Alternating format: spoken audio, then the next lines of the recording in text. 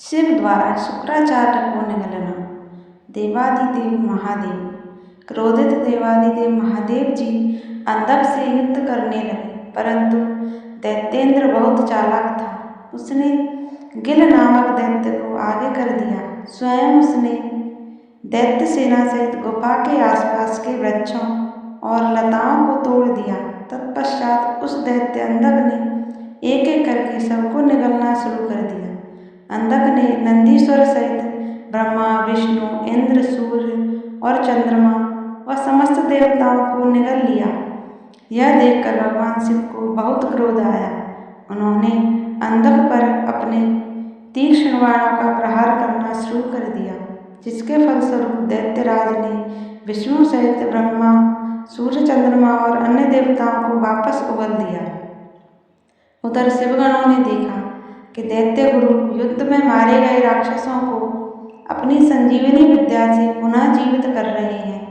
इसी कारण दैत्यों का मनोबल कम नहीं हो रहा है।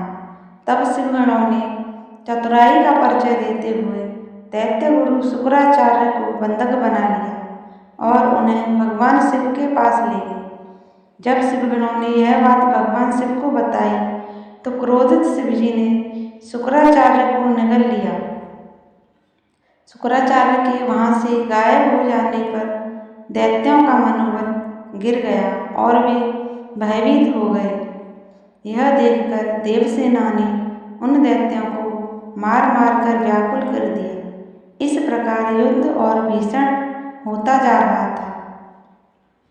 अंधक और देवादिदेव महादेव के बीच युद्ध। दैत्यराज अंधक ने अब युद्ध को जीतने के लिए माया का सहारा लिया। भगवान शिव और अंधक के बीच सीधा युद्ध शुरू हो गया। भगवान शिव अपने प्रिय त्रिशूल से लड़ रहे थे। युद्ध करते करते दैत्यराज के शरीर पर शिवजी जैसे ही त्रिशूल का प्रहार करते उसके शरीर से निकलते हुए रक्त से बहुत से दैत्य उत्पन्न हो जाते और युद्ध करने लगते। यह देखकर देवताओं ने देवी चंडिका की स्तुति की। तब चंडिका तुरंत युद्ध भूमि में प्रकट हो गई और उन्होंने भगवान शिव को प्रणाम किया।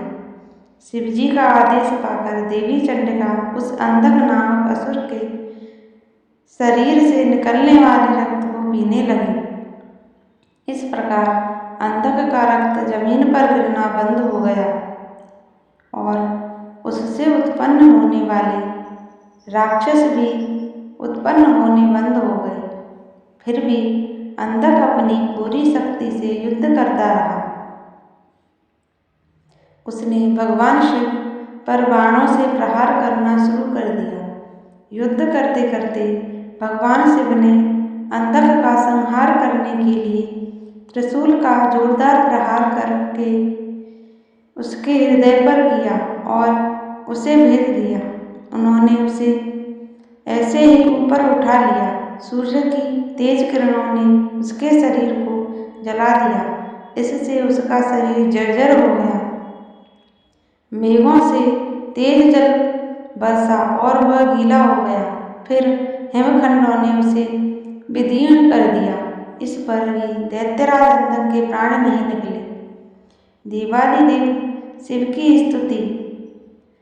अपनी ऐसी अवस्था देखकर अंधक को बहुत दुख हुआ।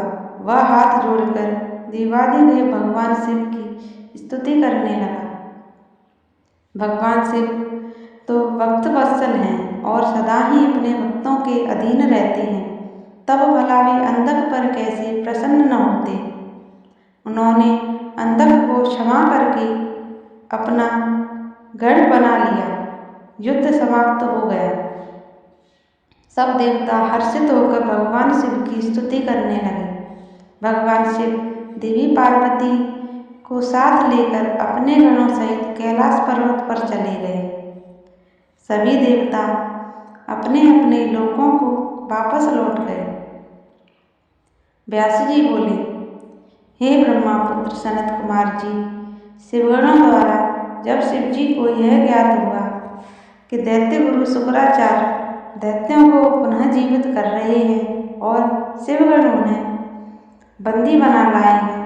तब क्रोधित होकर शिवजी ने शुक्राचार्य को निगल लिया था। तब आगे क्या हुआ? भगवान शिव के उदर में शुक्राचार्य ने क्या किया? क्या भगवान शिव ने उन्हें भस्म कर या फिर शुक्राचार्य अपने तेज के प्रभाव से शिवजी के उदर से बाहर निकल आए? संजीवनी विद्या।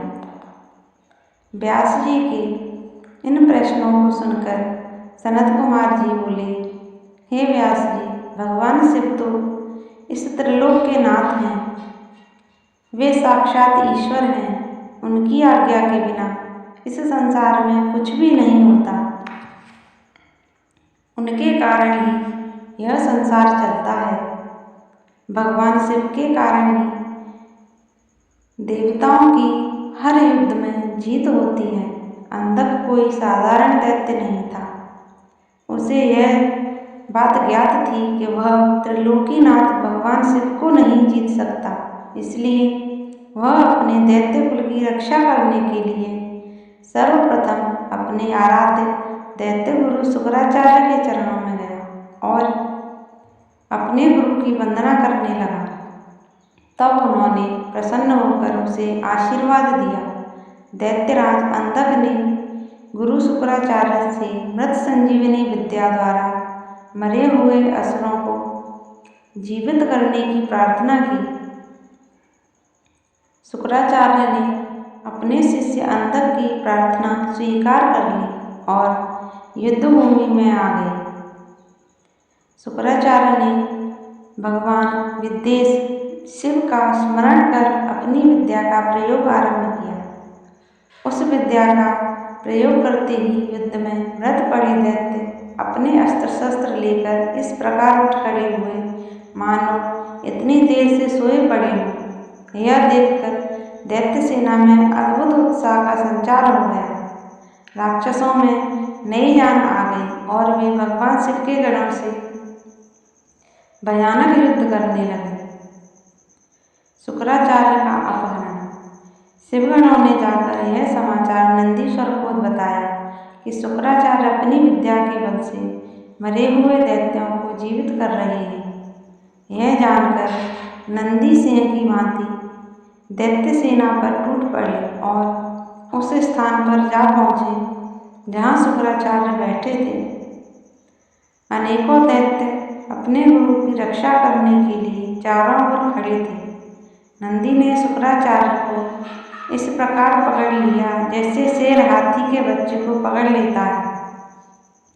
वे उन्हें उठाकर तेज गति से वहाँ से निकल पड़े। नंदीश्वर को इस प्रकार अपने गुरु को उठाकर ले जाते देखकर सभी दैत्य उन पर टूट पड़े, परंतु नंदी अपनी वीरता का परिचय देते हुए सबको पछाड़ते हुए आगे बढ़ते रहे। नंदी के मुख से भयानक अग्नि वर्षा हो रही थी जिससे दैत्य उनकी ओर नहीं बढ़ पा रहे थे। इस प्रकार कुछ ही देर में नंदी शुक्राचार्य का अपहरण करके उन्हें भगवान शिव के सम्मुख ले आए। नंदी ने सारी बातें भगवान शिव को कह सुनाई। यह सब सुनकर देवादिदेव महादेव जी का क्रोध बहुत बढ़ गया और उन्होंने दैत्य गुरु शुक्राचार्य को अपने मुंह में रखकर इस प्रकार निगल लिया जिस प्रकार कोई बालक अपनी पसंदीदा चीज खाने की वस्तु को पल भर में ही सटक जाता है। शुक्राचार्य की मुक्ति। व्यास जी ने पूछा, हे सनत कुमार जी, शुक्राचार्य को जब भगवान शिव ने निगल लिया तब फिर क्या हुआ? यह प्रश्न सुनकर सनत कुमार जी बोले, हे महर्षि, भगवान शिव ने क्रोधित होकर जब दैत्यों के गुरु शुक्राचार्य को निगल लिया तब वे शिवजी के उदर में पहुंचकर वहां से बाहर निकलने के लिए बहुत चिंतित हो गए और अनेक प्रकार के प्रयत्न करने लगे।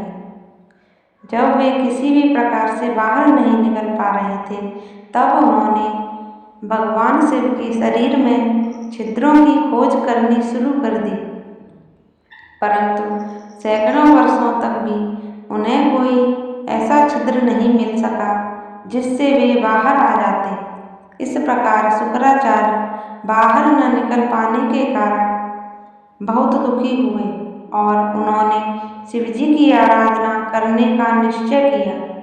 तब उन्होंने शिव मंत्र का जाप करना आरंभ कर दिया। शिव मंत्र का जाप करते करते शुक्राचार्य शिवजी के शुक्राणुओं द्वारा उनके लिंग मार्ग से बाहर आ गए और हाथ जोड़कर भगवान शिव की स्तुति करने लगे। तब भगवान शिव और देवी पार्वती ने शुक्राचार्य को अपने पुत्र रूप में स्वीकार कर लिया और मुस्कुराने लगे।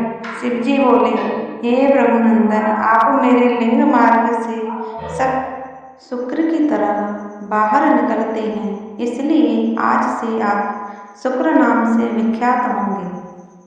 आज से तुम मेरे और पार्वती के पुत्र हुए और सदा संसार में अजर अमर रहोगे। तुम्हें आज से मेरा परम भक्त माना जाएगा। तब शुक्राचार्य भगवान शिव की स्तुति करते हुए बोले, हे देवादिदेव भगवान शिव, आपके सिर, नेत्र, हाथ, पैर और भुजाएं अनंत हैं।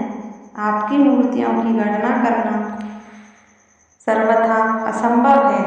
आपकी 8 मूर्तियाँ कहीं जाती हैं और आप अनंत मूर्ति भी हैं। आप देवताओं तथा दानवों सभी की मनोकामनाओं को अवश्य पूरा करते हैं। बुरे व्यक्ति का आप ही संहार करने वाले हैं। मैं आपके चरणों की स्तुति करता हूँ। हे प्रभु, आप मुझ पर प्रसन्न हों।